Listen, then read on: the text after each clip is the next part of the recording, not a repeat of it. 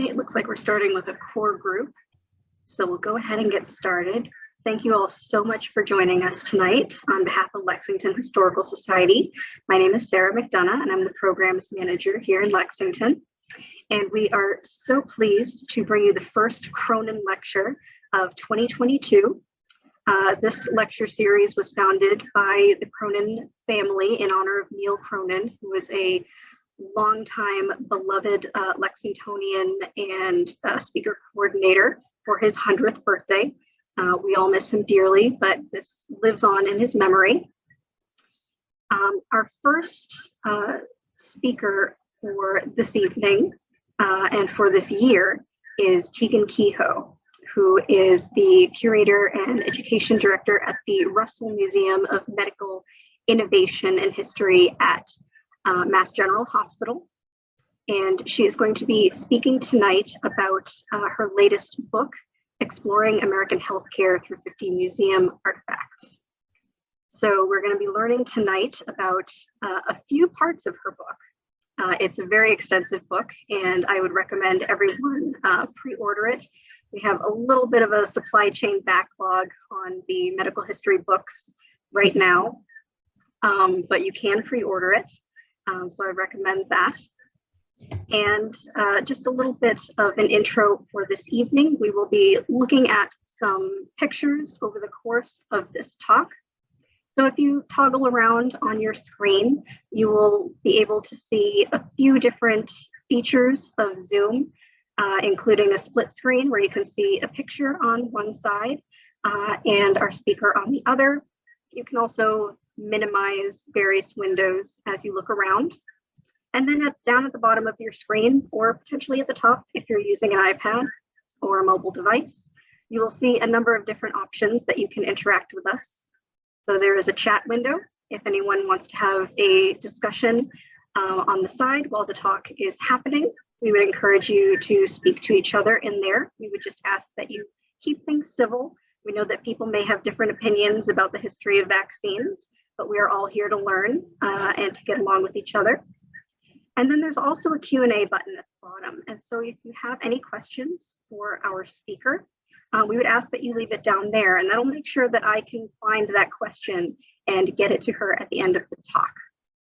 And feel free to drop those questions down there at any point during the lecture, and we'll make sure that we get to as many as possible at the end of the talk. For those of you who have been following our history of vaccines a little bit on some of our social media, you may know that Lexington has quite a bit of a history with smallpox, as we were a part of the larger smallpox epidemic of 1776. And in fact, our own Reverend Jonas Clark of the Hancock Clark House was vaccinated for smallpox in December of 1776 after his daughter Betty contracted it on a trip to Boston. So some of you may have not seen, I will share very quickly a couple of our own interesting artifacts here.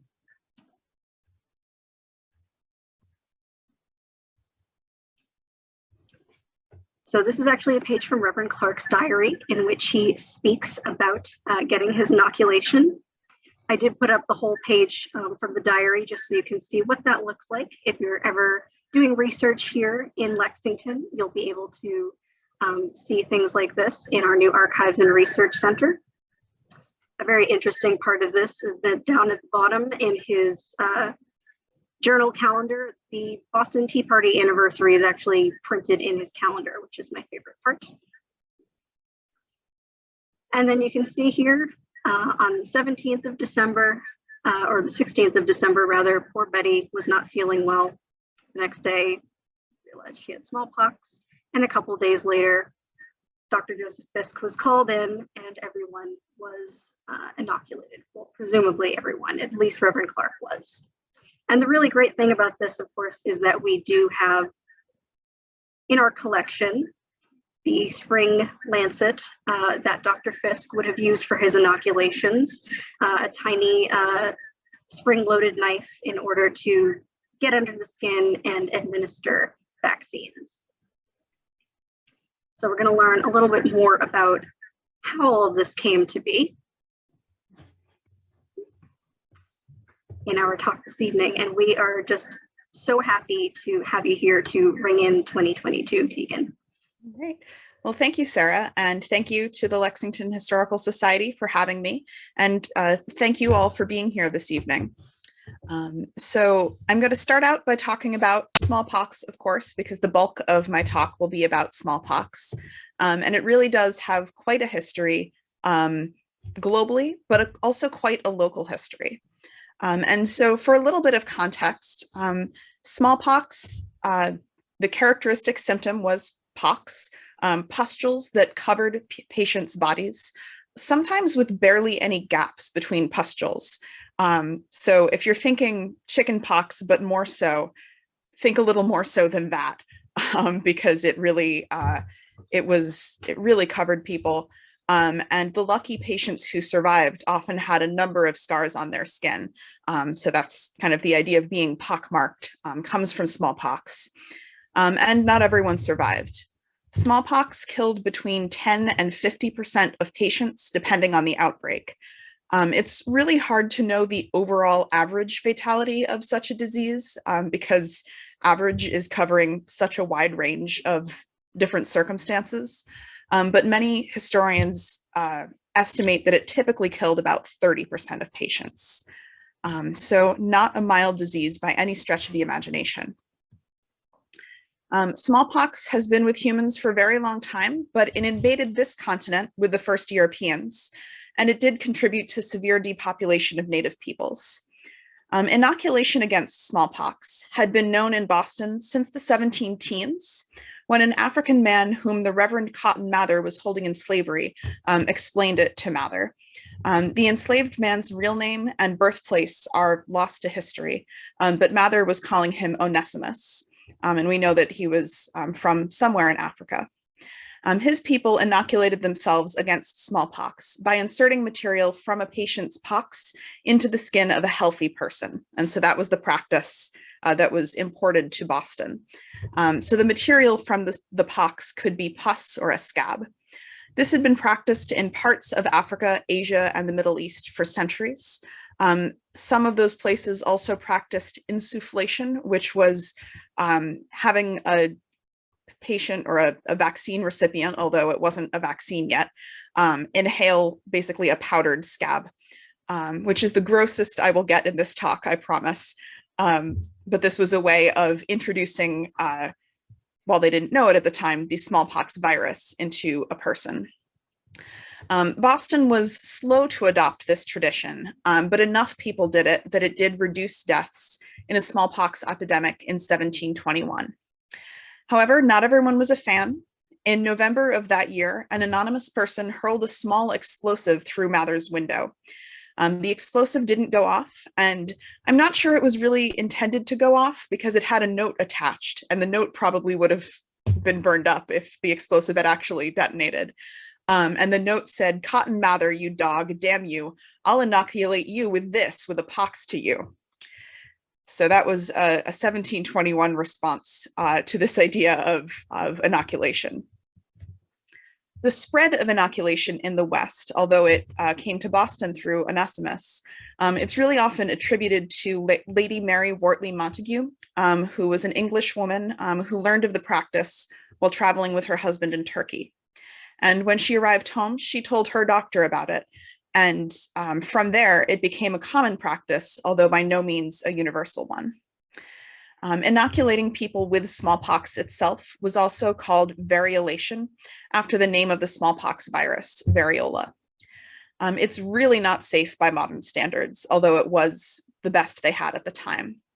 If you inoculate someone with smallpox itself using this old method, the patient does get a case of smallpox.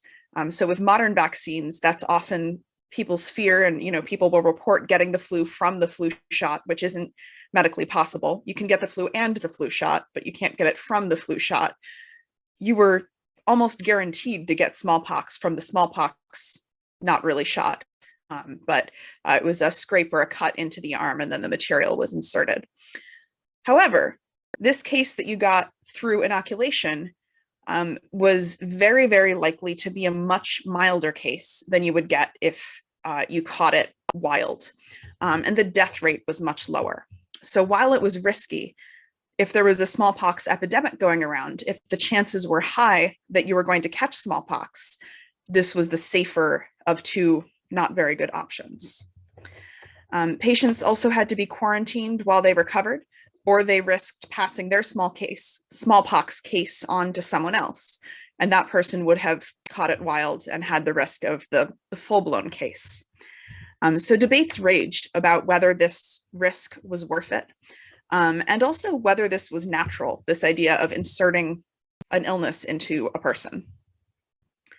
During the Revolutionary War, then General George Washington considered inoculating the whole Continental Army, but there were serious risks. If the army was inoculated in small stages, he worried that it would be too hard to prevent some people from breaking quarantine and letting loose an even larger epidemic. If they were inoculated all at once, the recovery period would be a perfect chance for the royal forces to attack. The battles of Lexington and Concord led straight into a siege in which the Patriot militias blocked land access to Boston, where the royal troops were garrisoned. And at the time, as lovers of local history will know, Boston was a peninsula with about half of the land that it has today. So a siege of Boston was really a very small and tight and easy to control area. About 13,000 people, soldiers and civilians, were in the besieged city. And in early 1775, there was already a smallpox epidemic in the Boston area and the North Shore, although so far it wasn't terrible in most places. During the siege, Boston was overtaken by the epidemic. One civilian who did manage to leave the city during the military stalemate wrote that those inside were, quote, very sickly, from 10 to 30 funerals a day, but no bells allowed to toll. By the middle of summer in 1775, Continental forces were on high alert for anyone coming out of Boston because of smallpox, although they did allow some civilians to leave, provided that they went through a quarantine hospital in Salem. In November, British General Sir William Howe, commanding the troops in Boston, ordered soldiers who had not had smallpox to be inoculated. Smallpox is one of those diseases where if you get it once, you have long-term protection, not necessarily lifelong, but long-term. So surviving the disease or receiving the inoculation were both ways to ensure that you would not catch it in the time period that you're occupying the city of Boston. When the royal forces evacuated Boston on March 17, 1776, Washington tried to send only soldiers who had already survived the disease into the city. And that year, Washington actually ordered that no soldier be inoculated. He felt that the army really couldn't afford to have soldiers out of commission for up to a month, which was the recovery period. Later, he created a program in which new recruits were inoculated, so the disruption to their service would be minimal because it was right at the start of their service. The epidemic did carry on in some fashion or another on different parts of the continent through the end of the war. But meanwhile, in England, some people had noticed that people who worked with cattle seemed to be less susceptible to smallpox than other people. There was a popular idea that milkmaids had nice skin, and that's because they were less likely to have scars from smallpox. People who caught cowpox, which could be transmitted from cattle to humans, developed immunity to smallpox, which was a close relative of cowpox, and cowpox is a much milder disease. So the likelihood that you would survive was much, much, much higher. In 1796, British physician Edward Jenner began experimenting to try to prove or disprove this possible connection between smallpox and cowpox immunity. And it's important to remember here that while the idea that disease could be contagious was already well established, and it was understood that you could give a person a disease by exposing them to the bodily fluids of a sick person, this is still almost a century before modern germ theory. And so scientists weren't calling it a virus yet. They also didn't understand that viruses and bacteria can replicate and grow in the body. They really didn't understand how contagion worked.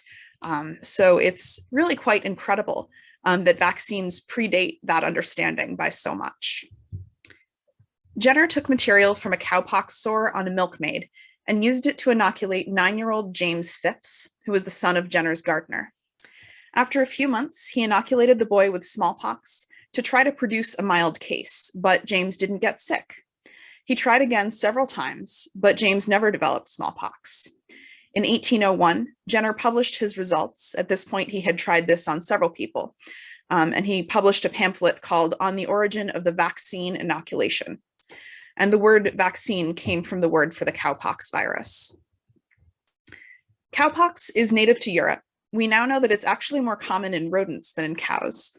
And while in this era, many people in Lexington owned cows, there wouldn't have been any accidental incidents of people becoming immune to smallpox through milking cows in Lexington or anywhere else in the Boston area, like there were in England, because there weren't cowpox here.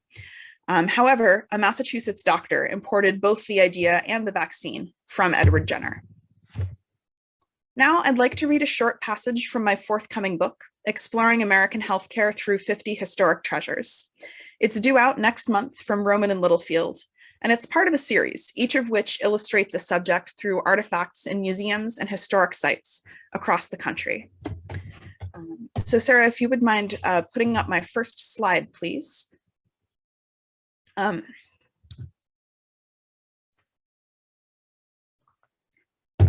Great, thank you.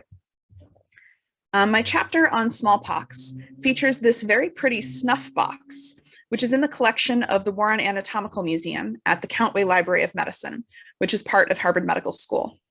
And as part of the excerpt, I will explain what a snuff box has to do with smallpox. Dr. Benjamin Waterhouse, a founding faculty member of Harvard Medical School, read Jenner's report. Intrigued, he wrote to Jenner and asked for cowpox material to do his own experiments with. One of Waterhouse's first study subjects was his own 5-year-old son. Experiments related to vaccination were often done on children because they had not had smallpox yet. 3 more of his children and 2 household servants followed. Waterhouse became the first proponent of vaccination in the United States. He regularly purchased cowpox material from England, shipped in poultry feather quills. In a shipment in 1802, Jenner packed the quills inside a gift for Waterhouse, a small, finely made silver snuff box with a gold inlay. Waterhouse passionately supported public oversight of vaccines.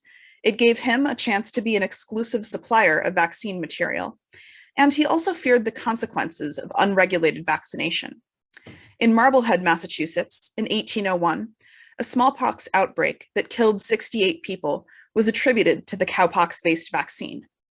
Waterhouse was concerned that some doctors had used smallpox rather than cowpox.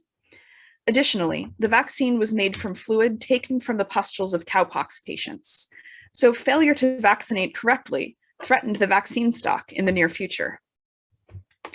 The enemies of vaccination waxed strong, owing to a few spurious cases under the care of some country practitioners, Waterhouse wrote. I know not how large a gap our opponents will make in our practice. Later, the Massachusetts Medical Society held the position that the smallpox outbreak happening right after vaccination had been a coincidence. This was fully possible, as smallpox was still regularly circulating. Waterhouse persuaded Boston's Board of Health to conduct their own trial of vaccination, and they came out strongly in favor of the vaccine. He also tried to persuade them to vaccinate the poor for free. When England created a national vaccination program in 1808, Waterhouse campaigned for Congress to do the same. While the young United States was beginning to embrace vaccination, Waterhouse's ideas about government-led widespread vaccination did not catch on yet. Meanwhile, many people on both sides of the Atlantic resisted the vaccine, wary of introducing a disease they personally knew little about into their bodies. A cartoon lampooning both the vaccine and popular fears showed people turning into half-human, half-cow monstrosities. All right, and if you could advance, thank you. So here's the cartoon that I reference in the book. There's actually a number of cartoons from that era with half-human, half-cows. People have had concerns about vaccines for as long as there have been vaccines, And vaccination has also been a matter of public health discussion as well as medical science from the beginning, since vaccines by their nature address communicable disease, and that's partly the purview of public health. A number of European countries instituted compulsory vaccination of infants starting in the 18-teens, but England, the birthplace of vaccines, didn't do this until 1853. In 1855, Massachusetts became the first state in the US to require school children to be vaccinated, and that was our first vaccine mandate. But by the 1890s, most states required school children to be vaccinated. Throughout the 19th century, vaccination in adults was often carried out in response to a current or potential outbreak. Smallpox continued to spread over the continent through trade, warfare, and migration. Representatives of the US government offered vaccination to a number of Native groups, but withheld it from Native groups who did not cooperate with forced removal from their land. Rates of vaccination and of the disease varied by race and socioeconomic status. In the American Civil War, for example, case rates of smallpox were more than 6 times higher among Black soldiers than among white soldiers. And then from 1898 to 1903, a wave of smallpox epidemics spread across the continent. It was the worst outbreak in at least a generation. The smallpox vaccine that was in use at the time was a little bit modernized by turn of the century standards since Jenner's invention and Waterhouse's spread of the vaccine. And it actually had effects similar to unpleasant COVID vaccine effects, but more severe. Fever, headache, sore arm, rash. But these sore arms could last for days or weeks and caused laborers to miss work or lose their jobs. Some people also had bad experiences with faulty vaccines. Often in that period, a faulty vaccine transmitted another human disease, because usually a milder one, but still a disease, because of the way that they were being created. And the kind of regulation that we expect today in facilities creating medical supplies didn't even begin until the 20th century. Many state and local governments began mandating for vaccines for adults because of the epidemics, but this gave rise to backlash. For example, in the Wilmington, North Carolina outbreak in 1898, about 500 people assembled at the city hall to protest a vaccination ordinance.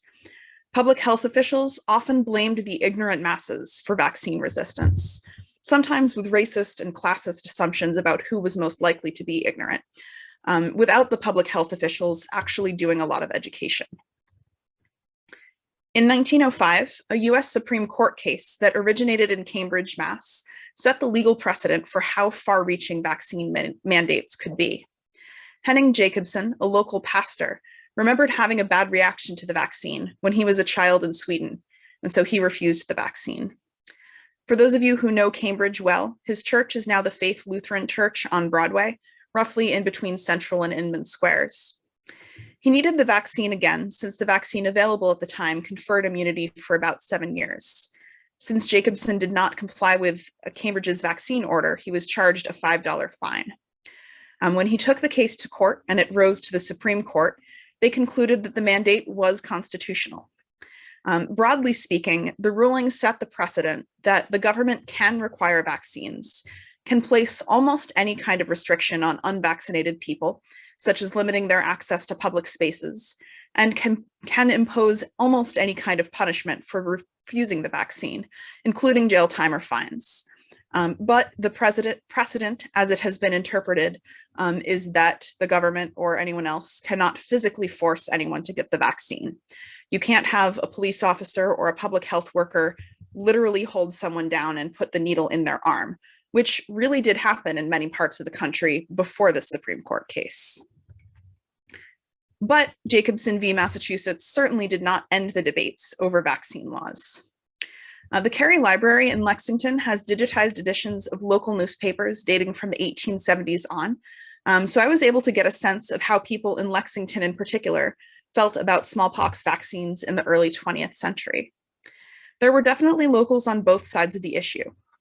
Some were members of the Massachusetts Anti-Compulsory Vaccination Society, which hosted anti-vaccine speakers. And while they claimed to be anti-compulsory vaccination, many of them were really anti-vaccination, talking about cases of vaccine poisoning, which wasn't really a thing, although, as I mentioned, cases of contaminated vaccines were, an actual true concern at the time.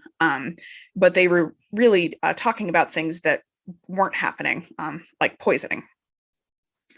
A rebuttal printed as a letter to the editor in the Lexington Minuteman in 1908 argued, quote, "It is about time we invoked a little reason and common sense before allowing ourselves to be carried away by the absurd statements of these reformers.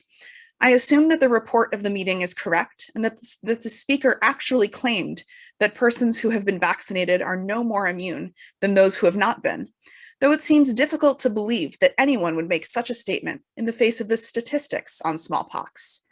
However, it may be easier to understand when we reflect that there are still some persons who claim that the earth is flat and who will prove it to you if you let them."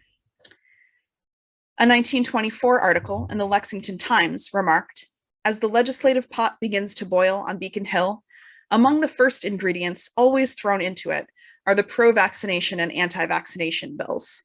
Although what the paper referred to as anti-vaccination was actually often against compulsory vaccination, against specific forms of mandate. As a side note, Lexingtonians and others tended to welcome vaccines for livestock against diseases that could depopulate farms. As you may know, this area was covered with commercial farms in the 19th and early 20th century and didn't become more suburban until major highways were constructed in the mid-20th. I found local newspaper mentions of vaccines for cattle in 1900 and for poultry in the 1930s. These weren't the only vaccines, but they were the ones that were being discussed and discussed enthusiastically. People clearly understood the utility of various vaccines. It was the cost benefit with perceived risk and the question of mandates that really worried them. And now I want to switch gears briefly because simultaneously with this debate over mandated smallpox vaccines, North America, Europe, Australia, and New Zealand saw the beginning of a series of polio epidemics. The outbreak started in the 19-teens and continued into the 1950s, at which point the public was extremely eager for a vaccine for polio. Some polio patients have no symptoms or recover after a few weeks of flu-like symptoms, but in a small portion of cases, polio spreads to the central nervous system. It destroys motor neurons, causing temporary or permanent paralysis of one or more parts of the body, and it's especially fatal when paralysis affects the muscles involved in breathing. Polio can affect people of any age, but it most commonly affects children. So in the early literature of this era, you'll often see it referred to as infantile paralysis. One of the most iconic medical innovations to come out of the greater Boston area is the iron lung, which was the most effective respirator of its day. Oh, thank you, Sarah. You anticipated me. Philip Drinker, a chemical engineer at Harvard School of Public Health, devised the first iron lung. And here is an example of the finished product. This one is now on display at Boston Children's Hospital. The first patient to be put in an iron lung was an 8-year-old at Children's. The Drinker respirator debuted in 1928, but in 1931, it was eclipsed by a new iron lung, invented by John Haven Emerson in Cambridge. This one had some technical improvements and was significantly cheaper. In the 19-teens, polio patients were taken to hospitals to be quarantined, and a number of parents really feared they were sending their children off to die. But a few decades later, in large part due to the iron lung, parents were eager to get their polio-stricken children to a hospital because it was their best chance at surviving. Because polio was so widely feared and the research surrounding it was so well publicized by fundraising efforts, Americans and the world over had high hopes for a vaccine. Jonas Salk, a researcher at the University of Pittsburgh School of Medicine, became the center of attention. He hoped his vaccine would be a proof of concept for using a killed version of a virus to create immunity without the risks of conventional vaccines. Starting in the late 1940s, anticipation grew each year as the media speculated on whether a vaccine would be ready for that summer's polio season, because it was a disease that typically hit in the summer. Salk's team quietly conducted the initial trials at institutions for disabled children. Finally, in 1955, Salk's vaccine was ready for a large-scale clinical trial. Volunteers recruited participants to be polio pioneers, as they were called, and they gave out a form deftly described as a request form for parents to request that their children be in the clinical trial, rather than the more ominous-sounding consent form. I took a look through Lexington newspapers from this era as well, and while I didn't find much detail on polio pioneers here, I did find that locals responded to the news of the new vaccine very similarly to people across the country. And now, of course, we've gotten into parts of history that some of you in the audience may personally remember, while some of you wouldn't. And from what I was able to see, the response to the vaccine in this area was overwhelmingly positive, if not exclusively. It was an era with a lot of faith in science, largely because of many scientific breakthroughs during and since World War I. There were certainly people who were hesitant about the new vaccine, but few who were really resistant, and seeing reports of the very large-scale clinical trials helped ease people's minds. In March 1955, the Lexington Minuteman reported on plans being made by the State Department of Health and the local school board to vaccinate school children with parental consent as soon as the polio vaccine was approved. But the article noted, quote, "Parents are warned not to jump to the conclusion that the current planning indicates the vaccine has been proven effective." A few weeks later, on April 12, 1955, the results of the study were released to the media. The press release cut to the chase. The vaccine works. It is safe, effective, and potent. Unfortunately, later that year, 40,000 children contracted polio from a defective version of the vaccine in which the virus wasn't properly killed. This was called the Cutter incident because it took place at Cutter Laboratories, one of several places manufacturing the polio vaccine. The incident inspired stronger federal oversight in vaccines, one of the first to do so. And so today, there's been quite a change in the federal oversight. There's quite a bit more. In 1962, Salk's main competitor, Albert Sabin, debuted a faster-acting vaccine. This one used a live virus strain that had been attenuated, meaning weakened, by repeatedly growing in the virus in either a tissue culture or a non-human animal, such as a mouse. It was also easier to administer, given orally in a cup of water or on a sugar cube, rather than as a shot. The chapter on polio in my book uses an example of an iron lung that's in a museum in Youngstown, Ohio. I chose that one because that museum also has a replica iron lung that visitors can actually get into. So I think that they do a really good job with the interpretation. But that city was also one of the first places that the oral polio vaccine was distributed to school children on a wide scale. Lexington schools joined in a Massachusetts-wide program to offer the oral vaccine to children in May 1962. Parents were encouraged to sign their children up regardless of whether they had already received the Salk vaccine, because the Salk vaccine needed periodic boosters, a phenomenon that we're all familiar with. Patients could also get their vaccine from their family doctor. By that year, polio cases in the United States had dropped 96% as compared with before the debut of the vaccine. By the 1970s, new cases had dwindled to a few dozen or fewer a year in the United States. And now it's only endemic in a few countries worldwide. Other vaccines for childhood illnesses had debuted in the 1940s through the 1960s, and many of them caused less of a splash, but they saved many lives. These were for diseases that were really big killers of young children. The modern anti-vaccination movement, modern in a somewhat broad sense, certainly has historical antecedents, but in its present form, it can be traced to the 1980s. And just for historical context, I won't be on this particular subject long, but I do want to sort of give a quick overview of how it fits in. If you could do the next slide, please, Sarah. Thank you. In 1982, an hour-long documentary called Dpt Vaccine Roulette aired on TV. Dpt was a vaccine for diphtheria, pertussis, and tetanus, and this combined vaccine debuted in 1949, so it was not new at the time it was being attacked. And the documentary really focused on pertussis, which is whooping cough, and falsely claimed that countries that had stopped vaccinating for pertussis had seen no increase in the disease.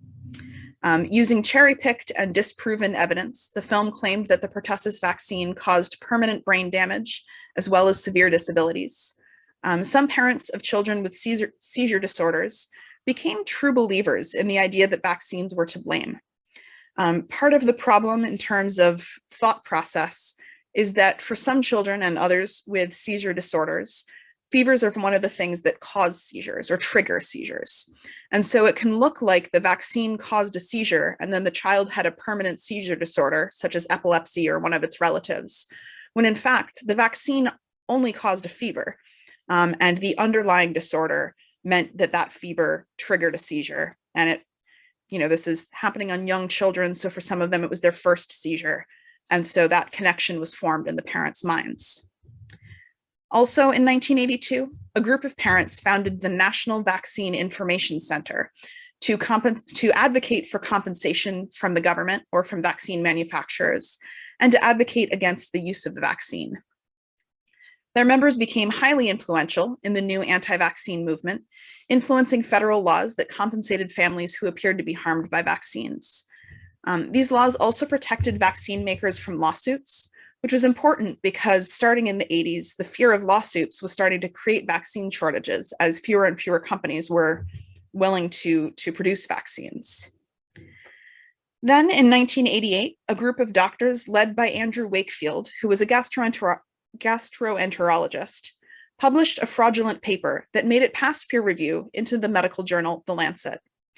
It claimed that there was a link between the MMR vaccine for measles, mumps, and rubella and autism. Since many children are first diagnosed with autism around age 2, the same age that they received childhood vaccines, this completely false link captured the public imagination. Wakefield's paper only had 12 subjects, and it had numerous methodological problems, as well as conflicts of interest. It was later retracted, and Wakefield is no longer licensed to practice medicine, but much of the damage was done. And you might be able to tell that I am pretty pro-vax as a historian of science and medicine. I will say I'm pro-good vaccines. Don't get your vaccine from Cutter Laboratories in 1955. At this point, I would not advise anyone get a cowpox-based vaccine. It was state-of-the-art at the time, but any treatment or preventative measure needs to be a cost-benefit analysis, and the risks of injecting yourself with cowpox are much, much higher than the risk of contracting smallpox in this day and age. So I say I'm pro-good vaccine, and what good means might change as history changes.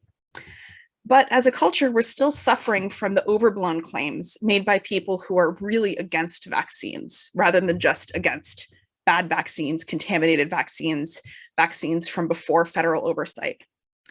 Autistic people in particular are harmed by the anti-vaccine groups who consistently portray autism as a fate worse than death, portray autistics as a burden on their families and society.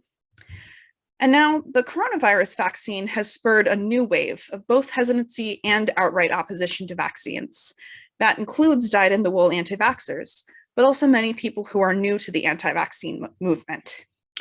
And because of my background in history of science and medicine, I very much understand being cautious about new technologies, but this background has taught me that it's important for that caution to be in proportion to the size of what is not yet known about the technology. And the COVID vaccine is extremely thoroughly tested. However, both the history of public health initiatives and the advice of current public health experts say that there's a marked difference between people who are anti-vaccine and people who are vaccine hesitant. The hesitant group really are open to changing their minds once they're persuaded that a particular vaccine is one of the good vaccines, like the evidence that we have today. Today, there are many diseases that can be prevented with vaccines, and some of these we can hope to eradicate entirely. Smallpox no longer exists, except in vials and laboratories, and global health efforts are coming close to eradicating polio.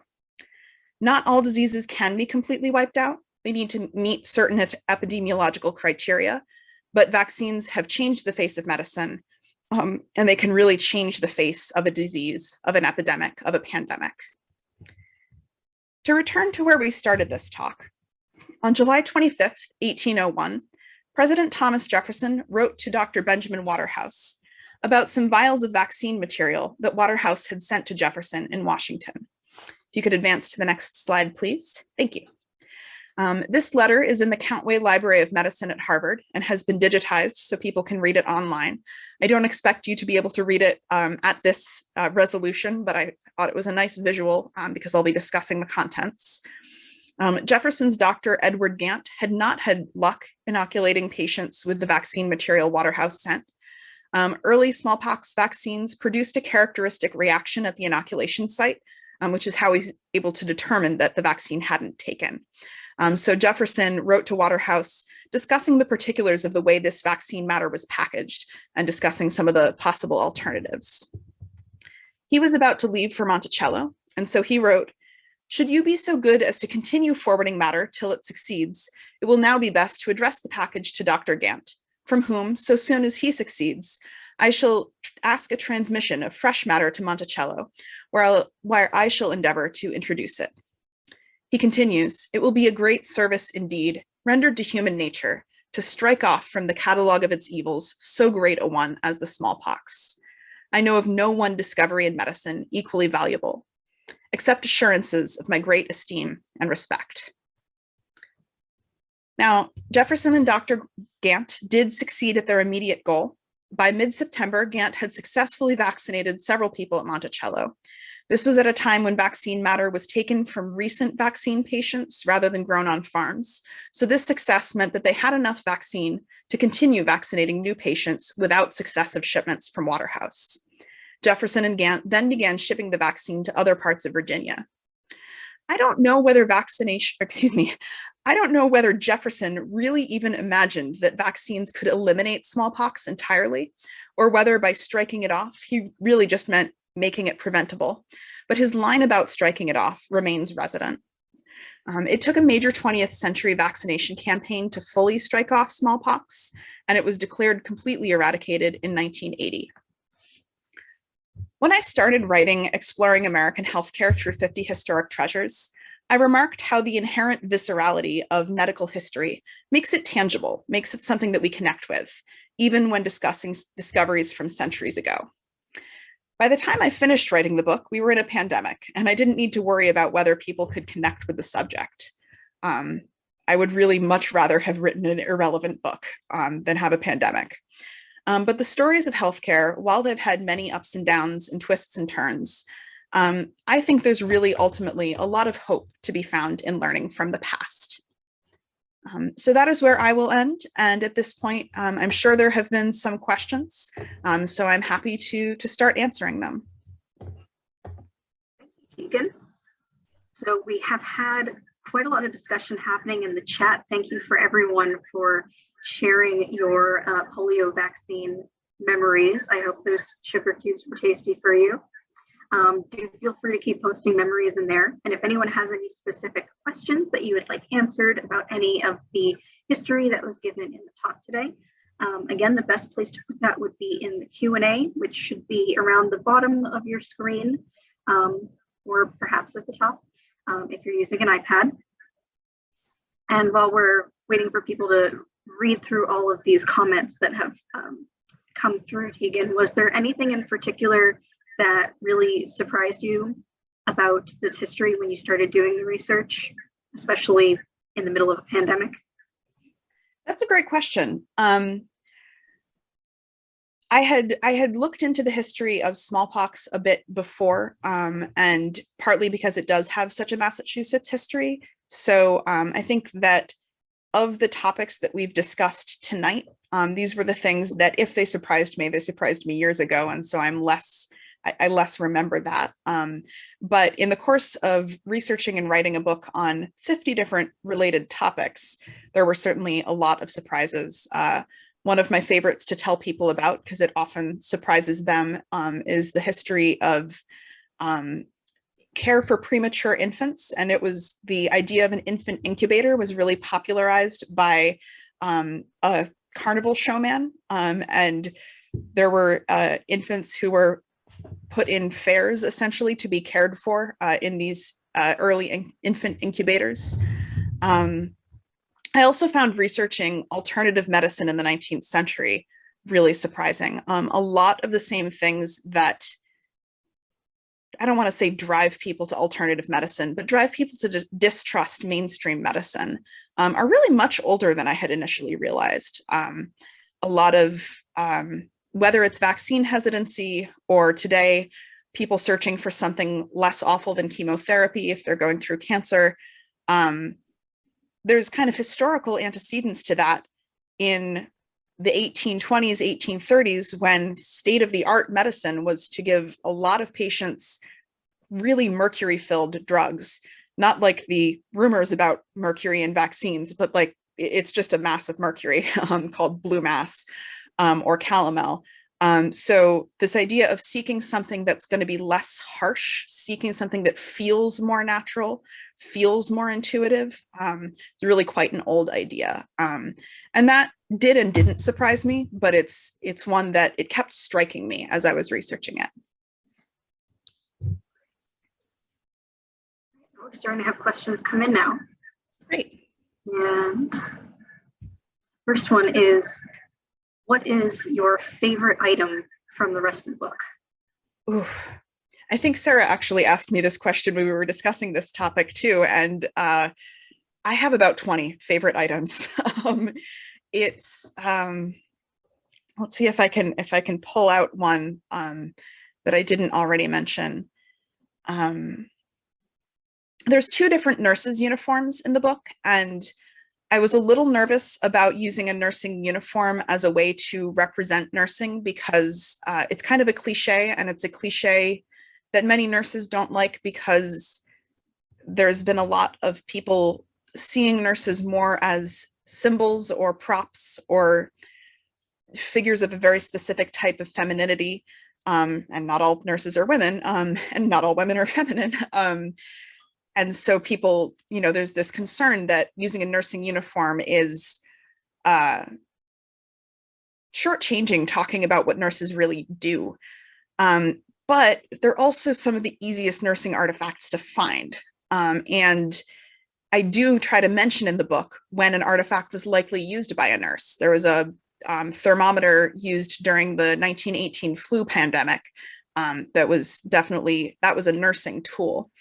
But what I really loved about these nursing uniforms is that they're connected to individual people in a way that not all other tools that you find in museums will be.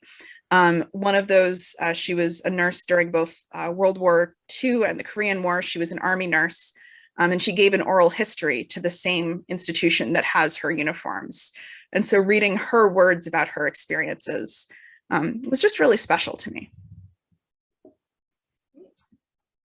We have a lot of people who are proud of their vaccine scars in the chat. Thanks for sharing all of your memories, folks.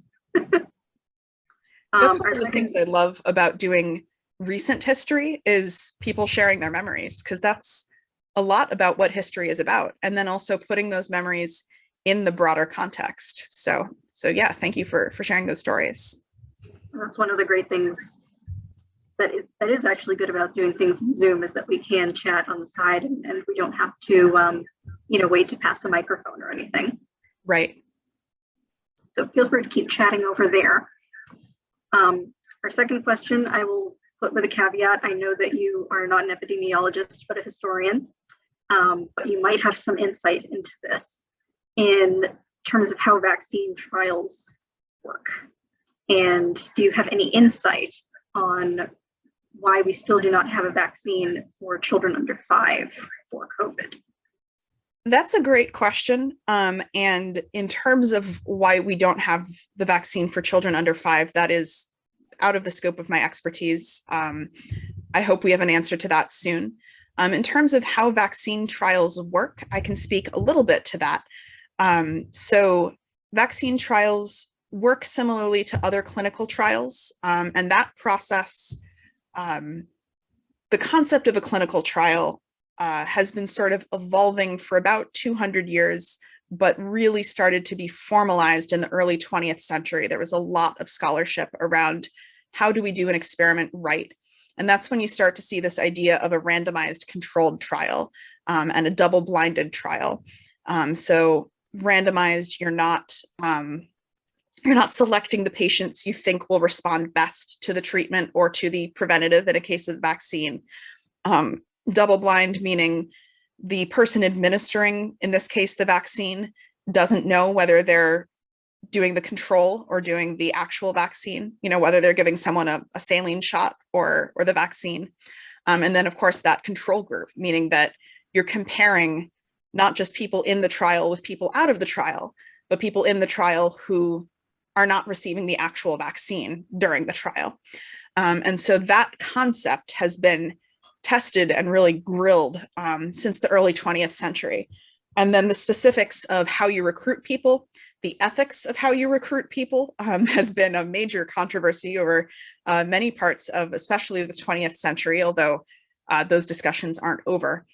And just sort of the logistics, the many different medical centers collaborating tends to create a better product in terms of higher quality research than when a single medical center is doing research alone. And of course, with COVID, it's been many, many, many medical centers collaborating. And then something that is somewhat unique to the way the COVID vaccine was tested was that it was so important that these trials be sped up, that the trials overlapped. And that was the way that they were able to speed up the trials safely. So instead of taking less time to observe what's happening with these patients, some of the stages of the trials happened at the same time. So first thing you test when you're testing a new drug or a preventative is safety. So you have to make sure it's safe before you're doing anything else. And that's one group of study subjects. You use a different group of study subjects once it's been proven safe to prove efficacy. Does it work? And then from there, you're testing some of the more granular things. What are the dosages you need? That sort of thing. From there, you're starting to add, can we test it on younger and younger people as a separate set of trials? With the COVID vaccine, the group testing safety and the group testing efficacy, instead of being like separated with several months in between for reviewing results and that sort of thing, they were back to back and in some cases overlapped. So that's one of the ways that the trials were sped up so much. So when we're looking at polio and we're looking at, 5 years between kind of the idea of a particular vaccine and the vaccine actually getting out to the public, and decades between the need for the vaccine and the vaccine actually getting out to the public, a lot of that is we have new technologies. The mRNA, third time's the charm, technology is actually about 30 years old, but there hadn't been the right opportunity to use it. And so those sorts of things, it's just sort of compounding information we have, but then this overlapping is the thing that's kind of historically unique.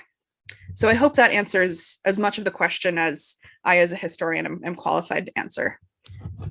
No, that's great.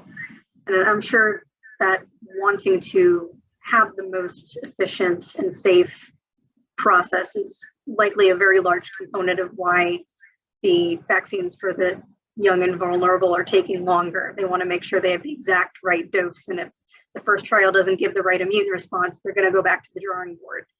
Right. We actually have a really interesting conversation that started in the chat about male nurses. And so a couple of people are wondering if you can talk a little bit to how gender has influenced that over the past 100 years, because we had male nurses exclusively, and then it sort of went to female nurses exclusively, and now we have a mix. Sure. So nursing as a concept has meant kind of the same thing for hundreds of years and kind of got revolutionized about 150-ish years ago. So the way it's been the same for a very long time is, of course, hands-on care of a patient, bedside care, really tending to their immediate needs, both their symptoms and trying to manage the underlying disease. And for many years, that was done in Europe by monks and by kind of benevolent orders that were often fraternal orders. It was done by some nuns as well. And in the 19th century was really when it became more of a woman's role. And that was really because of ideas of what caretaking meant. And it was often thought of as a natural extension of women's natural role as caretakers. And I mean, women are natural caretakers because humans are natural caretakers, but it was really thought of as an extension of their ideas of gender. And it was around the 1870s, 1880s that revolution that I mentioned happened, in which people started to recognize nursing as a professional field. And so there were training schools for nurses in which nurses were learning the latest sanitary science. They were taking classes in anatomy and physiology, and they were really able to go beyond what they had been doing on a volunteer basis or as a low